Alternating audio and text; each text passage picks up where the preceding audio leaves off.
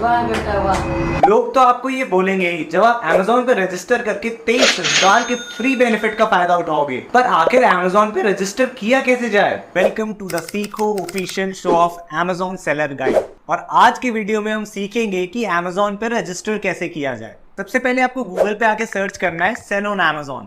उसके बाद आपको इस लिंक पे क्लिक करना है, फिर आप इस पेज पे आ जाएंगे और यहाँ आप देख सकते हैं कि Amazon न्यू सेलर्स को 23,000 के बेनिफिट दे रहा है in the form of aids and rewards. फिर आपको स्टार्ट सेलिंग पे क्लिक करना है, देन क्रिएट अकाउंट पे, और यहाँ पे आपको अपने डिटेल फिल कर देनी है जैसे नेम, मोबाइल नंबर और पासवर्ड।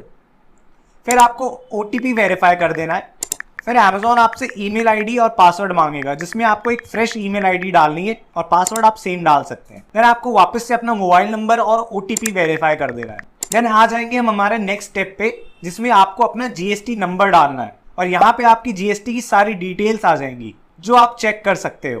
देन आपको कंटिन्यू टू वेरीफाई पे क्लिक करके अपना GST डॉक्यूमेंट अपलोड कर देना है और सबमिट पे क्लिक कर देना है। देन Amazon आपकी GST को वेरीफाई करने के लिए 72 आवर्स का समय देगा, पर आप कंटिन्यू रजिस्ट्रेशन पे क्लिक करके नेक्स्ट स्टेप पर आ जाएंगे। अब आपको अपने स्टोर का नेम सेट करना है।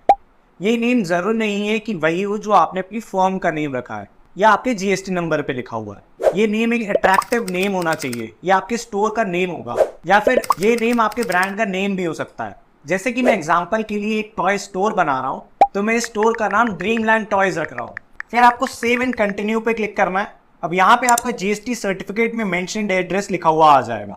अब यहाँ पे आपको अपना पिकअप एड्रेस सेलेक्ट करना है। अगर आपका पिकअप एड्रेस आपके GST सर्टिफिकेट वाला ही है तो आप इस पे क्लिक कर सकते हैं, नहीं तो आप इस वाले सेक्शन में अपना पिकअप एड्रेस डाल सकते हैं। देन आपको शिपिंग चूज करनी है कि आप Amazon से शिप करना चाहेंगे जिसे ईजी शिप कहते हैं, या फिर आप खुद शिप करना चाहेंगे। मैं अभी ईजी शिप सेलेक्ट कर रहा हूँ। देन सेव एंड कंटिन्यू पे क्लिक करना है। अब आपको अपनी शिपिंग फी सेट करनी है कि आप कस्टमर के लिए शिपिंग फ्री रखना चाहेंगे या कस्टमर से अलग से शिपिंग करना चाहेंगे, और आप लोकल, रीजनल और नेशनल के हिसाब से शिपिंग रेट अलग अलग सेट कर सकते हैं। अगर आप 100 से 200 रुपए का प्रोडक्ट बेचने का सोच रहे हो तो मैं आपको एडवाइस करूंगा कि आप शिपिंग अलग से चार्ज करें कस्टमर से, और अगर आप 200 रुपए से ज्यादा का प्रोडक्ट बेचने का सोच रहे हो तो आप अपनी प्राइस में शिपिंग चार्जेस इंक्लूड करके चले।